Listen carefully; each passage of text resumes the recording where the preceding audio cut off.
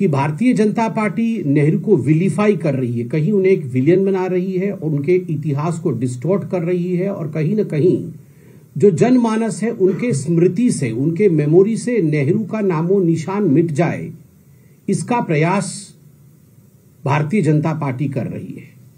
मैं सोनिया जी को ससम्मान कहना चाहूंगा कि केवल और केवल नेहरू जी को जीवित रखने के लिए, नेहरू के स्मृति को जीवित रखने के लिए और नेहरू के तथाकथित लेगेसी को जीवित रखने के लिए कांग्रेस पार्टी ने न जाने कितने महानुभावों को, हो सकता है वो कांग्रेस के हो या कांग्रेस के बाहर के लोग हो, उनके लेगेसी को समाप्त किया है। उनमें सबसे बड़े उदाहरण अगर मैं देना चाहूं, कुछ उदाहरणों में से बड़ा उदाहरण है वल्लभ भाई पटेल जी का, कि किस प्रकार वल्लभ भाई पटेल जी को समाप्त करने की कोशिश की गई कांग्रेस के अंदर ही। और तो और अगर सही डेमोक्रेटिक तरीके से कांग्रेस पार्टी के अंदर जो वोटिंग प्रणाली थी कि देश का पहला प्रधानमंत्री कौन बनेगा, अगर उसे फॉलो किया जाता तो शायद पंडित जवाहरलाल नेहरू की ना कोई लेगेसी होती और ना ही पंडित जवाहरलाल नेहरू देश के पहले प्रधानमंत्री बनते। साइडवेज रखा गया और दरकिनार किया गया सरदार पटेल को।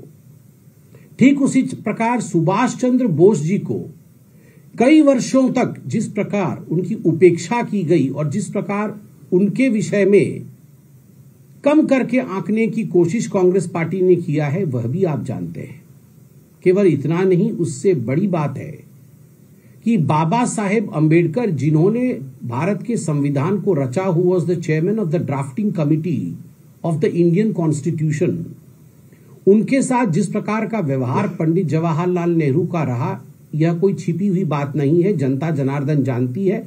और मैं धन्यवाद दूंगा आदरणीय प्रधानमंत्री श्री नरेंद्र मोदी जी का कि उन्होंने भारत के सदन में यह मौका भी दिया, जब संविधान के विषय में चर्चा हो रही थी, तब हमें मालूम पड़ा कि जो चिट्ठी आदान प्रदान, पत्राचार हुए थे अंबेडकर जी और अंबेडकर जी के साथ नेहरू जी का, उसमें अंबेडकर जी ने नेहरू जी के विषय में क्या कहा है, नेहरू जी के प्रति अंबेडकर जी की क्या सोच थी, यह भी हमने देखा।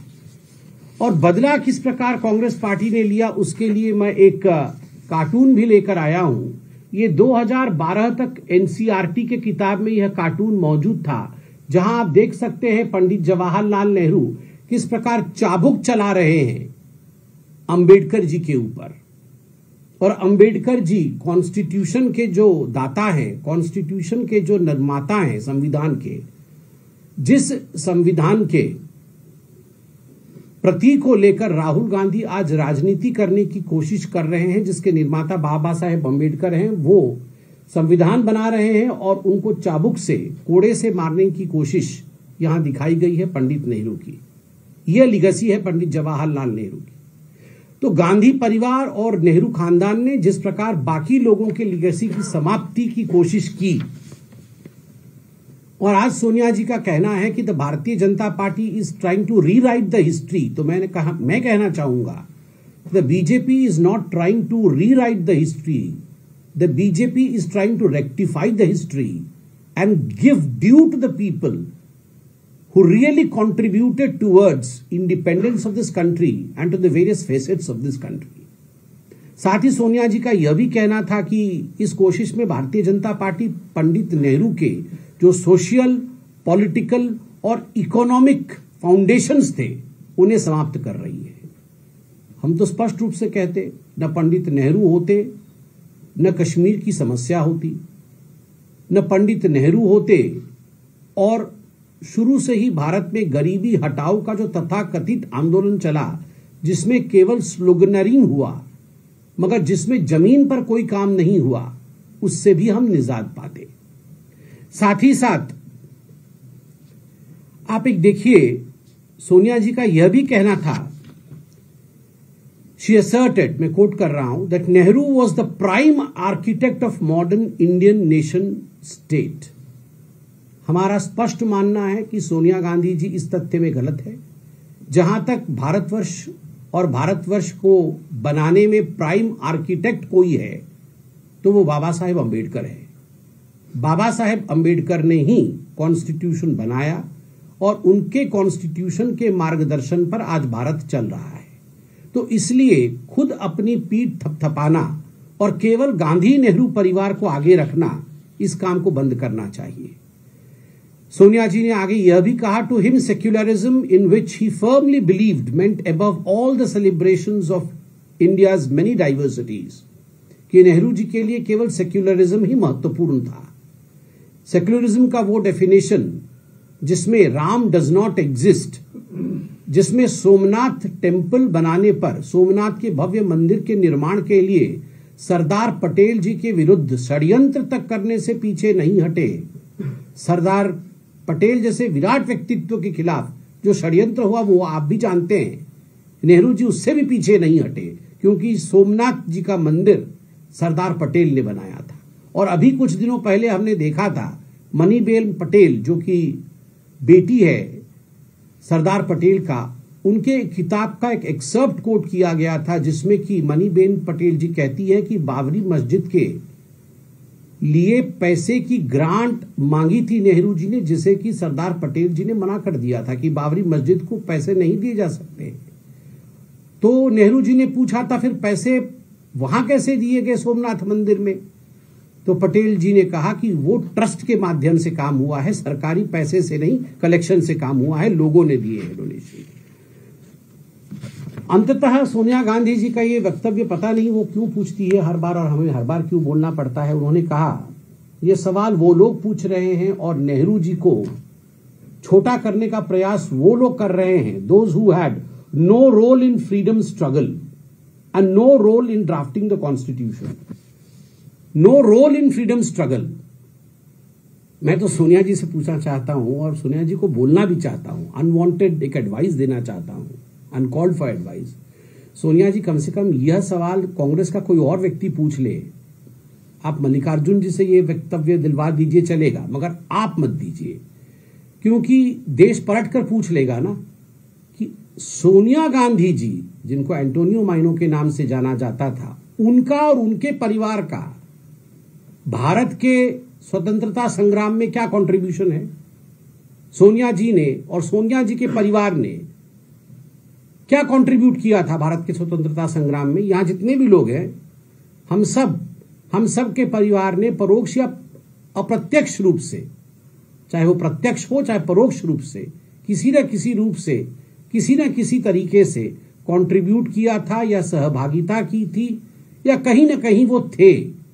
मगर आप तो इस देश के ही नहीं थे, तो स्वाभाविक रूप से आप ये सवाल मत पूछिए कि हमने क्या कंट्रीब्यूट किया फ्रीडम की लड़ाई के लिए। और बार बार आपका रहता है कि the ideology which killed Gandhi. मुझे लगता है कोर्ट में इतनी बार केस होने के बाद, कपूर कमीशन के बाद, सुप्रीम कोर्ट के जजमेंट के बाद, और आप लोगों के खिलाफ और आप लोग जैसे कुछ लोग जिन्होंने इस विषय को बढ़ाने की कोशिश की, आर्टिकल लिखने की कोशिश की विख्यात अखबारों में, उनके खिलाफ डिफेमेशन जाने के बावजूद आप बार बार ये बता रही हैं।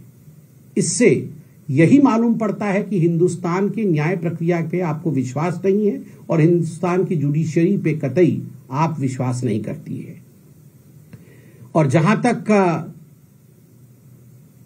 तक फिनिशिंग ऑफ नेहरूज लेगेसी का सवाल है, मैं तो अंत में इतना ही कहना चाहूंगा कि who best will finish the legacy of Nehru other than the present clan of the Gandhis, the so-called Gandhis, who are out on bail in the National Herald case.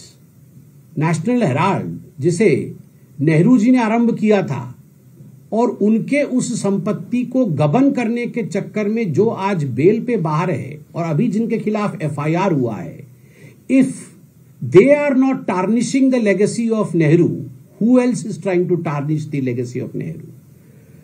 और मुझे तो लगता है कल पार्लियामेंट में जब चर्चा होगी वंदे मातरम को लेकर, तो नेहरू जी की असलियत तो सबके सामने आने वाली है।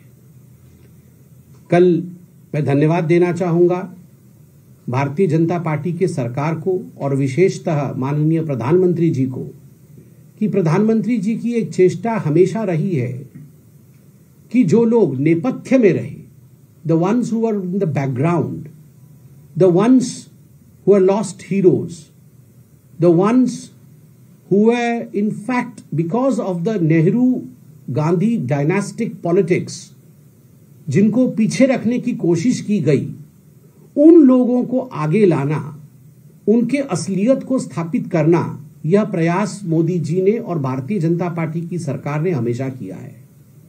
तभी जब सरदार एट 150 कार्यक्रम किया गया, वल्लभ भाई पटेल की जन्म जयंती के 150वें वर्षगांठ को मनाते हुए पूरे भारतवर्ष में यूनिटी मार्च हुआ। सरदार पटेल पर डिबेट और डिस्कशन हुए ताकि देश सरदार पटेल के कंट्रीब्यूशन को जान सके।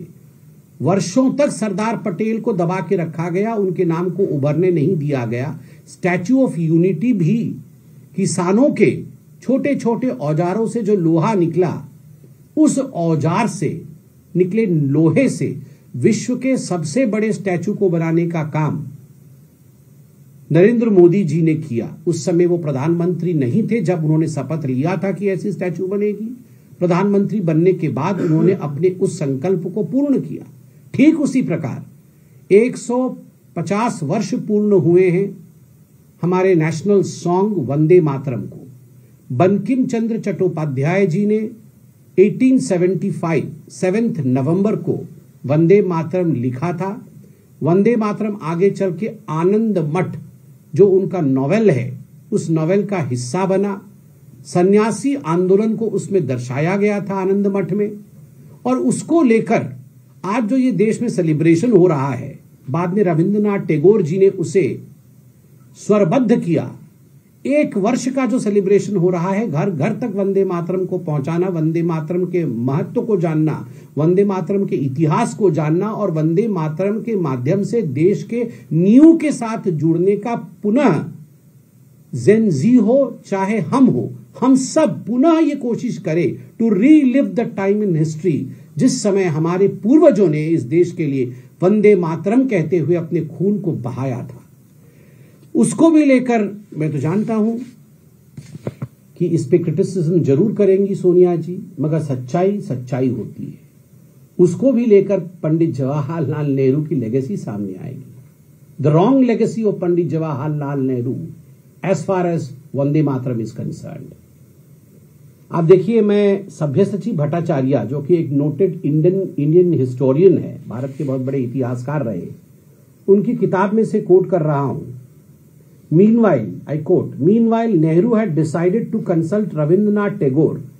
Nehru had only recently read Anand Math. Only 6 days before Congress Working Committee meeting, Nehru wrote about the poem. I have managed to get an English translation of Anand Math, and I am reading it to get the background of the song. It does seem that this background is likely to irritate the Muslims.